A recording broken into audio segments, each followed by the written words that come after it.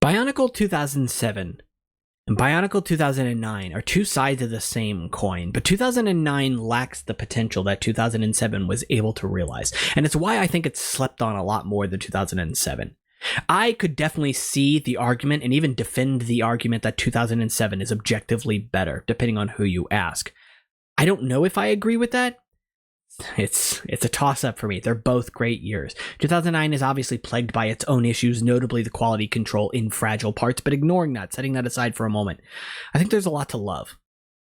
But 2007 does something very distinctive, and it's two major things: motifs and visual distinction between the bad guys and the good guys, because the bad guys in 2007 are very distinctively not just bad, but aquatic. And I mean this not only as the Baraki sets, but also as the box sets too. Even the small little Matoran versus Hydruka sets. The Hydruka are very clearly not humanoid, nor are the Baraki, nor are characters like Karzani or Gadunka, or there's another one, Nocturne, right? And you'll notice that with the exception of those Hydruka, all of these characters also have one other thing in common. Outside of the fact that they're non-humanoid, outside of the fact that none of them wear masks, and outside of the fact that they all have sort of a similar kind of mutated aesthetic to them, if you will, they also carry the squid launcher. All of the heroes, or at least the neutral characters from this year, do not. They carry Kordak blasters, again, ignoring the Mari Matoran here. And I find that fun, because 2007 was fairly straightforward in its presentation between its good versus bad guys. But whereas the Baraki look distinctively like they belong in the water, the Mari Toa, if you will, Toa Mari, let's flip that around, do feel like they could exist outside of the water, right? Especially if you strip them of all the things that make them aquatic, which I guess is a very vague way of saying if you strip anything of the things that make it aquatic, it looks like it could belong on land. But I don't think that applies here, right? Because with the Mari characters, the characters that carry Kordak blasters, let's say, if you took away their breathing tubes or anything on their mask that was related to breathing underwater, would they look like they're aquatic? I don't think so. None of them are wearing scuba suits or anything like that, and they're better for it.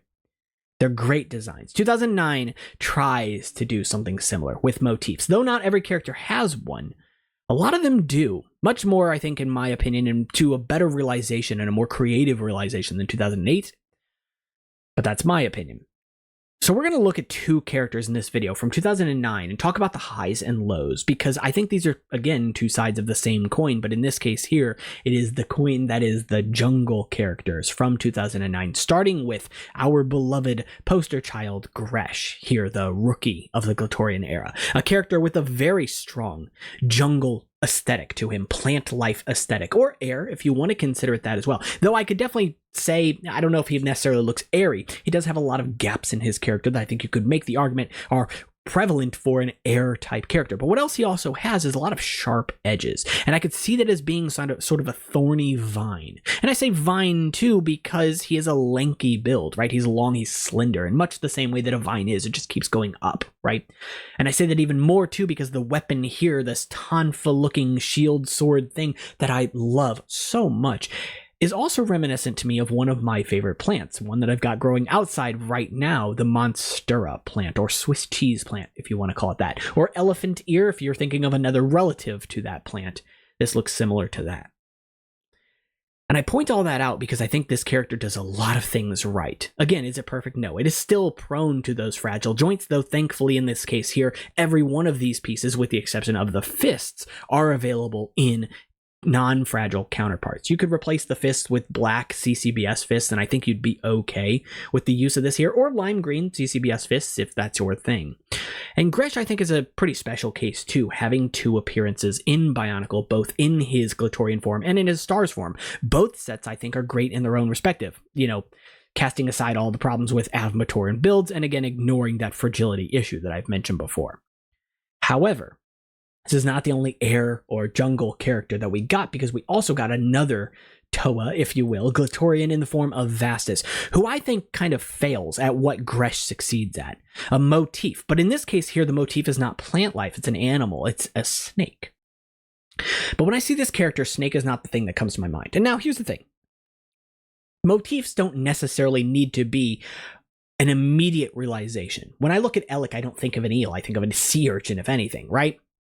When I look at this character, I don't see a snake, but I can see what they're going for with certain aspects of it. But it's kind of on the nose here, right? All the things that are snake-like on him are snake-like because they have snakes on them. But the things that we saw on Gresh didn't say, oh, hey, look, I'm a plant. This sword isn't a leaf, but it looks leaf-like. These claws on his shoulders are not thorns, but they look thorn-like. However, with Vastus, all of the pieces that are snake-like are that way because they have snakes in their appearance.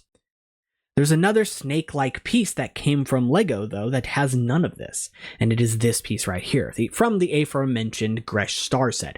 Odd that it's on that set, seeing as how it does have that sort of snake-like motif, notably in the scale pattern here. But pulling that piece aside, one of the other reasons I'm not a big fan of Vastus here is because he's not doing anything particularly special. Yes, he tries to rotate around his torso to do something different, and I can admire that, but I don't defend it because it looks bad on this character. What LEGO tried to do was use the Anika armor as chest armor. Not really, I guess, filler, if nothing else, right? It's the same color as the torso, so clearly it's not supposed to be a different thing.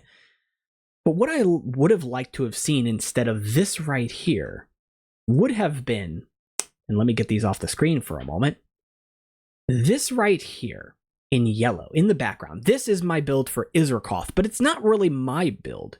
It's LEGO's. You see, LEGO made a prototype of Skrull, and in fact, I'm going to be linking a video to that prototype, or at least my interpretation of it, at the end of this video. I'd encourage you to watch it because that build is honestly fantastic. For everybody out there that really admired Prydak and his ability to give us an articulated waist, that set has that in spades, and I'm surprised that LEGO didn't utilize that they didn't reuse it. If they weren't going to use it for Skrull, why not use it here for Vastus? And I'm going to defend this for a moment. It's not perfect, don't get me wrong, and it wouldn't appear exactly like that. First off, it wouldn't have wings on the shoulder at all because Izrakoth is not a snake. He is a dragon motif character, but he is a Glatorian at the end of the day. Ignoring him, though, for a moment. If I were to change that out for Vastus, what would I do? Well, first off, the feet. If we look back over at Vastus for a moment, you'll see that he has broad feet, Anika feet, in solid dark green, a recolor for that piece, but not a necessary recolor with this character specifically, given that his weapon is dark green and silver. It's cool, I'm not going to complain about a recolor at all, but it is odd the inclusion here. But why not a different foot instead? If you're going to give us a recolor, why give us a recolor of a piece that kind of already exists when you could have given us a recolor of something like the Mata foot? Or the, well, I was going to say Metru foot, but technically that exists in dark green anyway. But ignoring that for a moment, the reason I point those 2 feet out is because they're both slender, right? This foot is quite wide, and so it doesn't feel appropriate for a snake character, a character that I associate with being slender as well. And I find it odd that the snake is the choice here because snakes are also lanky in much the same way as a vine, and so they share some commonalities with Gresh, meaning that you're going to make some immediate comparisons with this character and the character from that first wave. Not often a great start when the second character that comes out is, for all intents and purposes, worse than the first. It does some interesting things, don't get me wrong, but it's not quite as good, at least not in my opinion. Instead, what I would have preferred, and why I would have preferred Skrull's build up there, Izrakoth's build, is for a couple of reasons. That articulated waist makes sense for me for a snake-like character, that sort of slithery kind of appearance. Being able to bend in the waist really sort of adds to that undulation, if you will, and that sort of just uneasy feeling that I think a snake can have for some people, right? But also, you'll notice that the orientation of the body that is used on there, because there is a Paraka torso in that build, is horizontal, in much the same way as it is for Skrull. However, in that appearance, I think it works to sort of represent the snake's cape, right? If we think of a cobra, a creature which has a sort of wide cape, yeah, you could absolutely make the argument that it would have a wide body if the body was at a striking pose, but seeing as how those snakes are most often going to be seen slithering along the ground, what if its cape was out in those moments? And I would think that that's closer to the appearance you would get, that upper body being horizontal, directly behind the head, sort of invoking that cape-like image. But that's just me. Whether or not you agree with that, I still think it would have been interesting, right? And now that could have been a recolor. It could be the Paraka torso in dark green, or it could be the reuse of Lisovic's lime green version of that piece instead. I think either would have been fine. You'll notice what I do there. Well, you may not notice it here, but I've made a video on Izrakoth as well, and again, I encourage you to check it out. What I've done there, though, is I've also added Nuparu Inika's claws in front of it as a sort of armor. It sort of fills out a little bit of the extra space there, but I think you could use that to actually add some more of that dark green back to the character by making those claws recolored in dark green.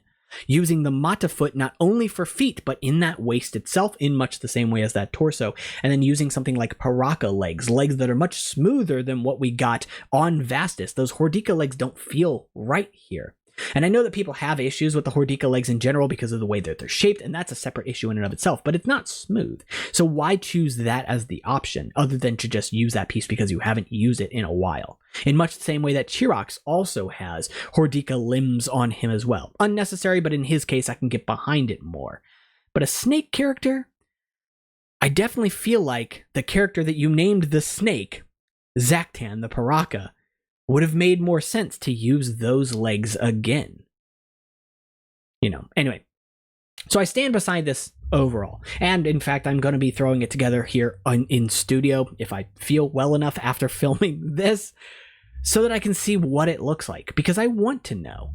I think Vastus is a character that could have benefit from just a little bit of tweaking, and this is the kind of tweaks that I think we could make. Because, like I said, Vastus and 2009 Bionicle have so much untapped potential, in part because of the structure of these sets. I find it so fascinating that these sets were not just distinctively evil or good. They were all Glatorian, and sometimes some of them were evil, some of them were good, and some were somewhere in between.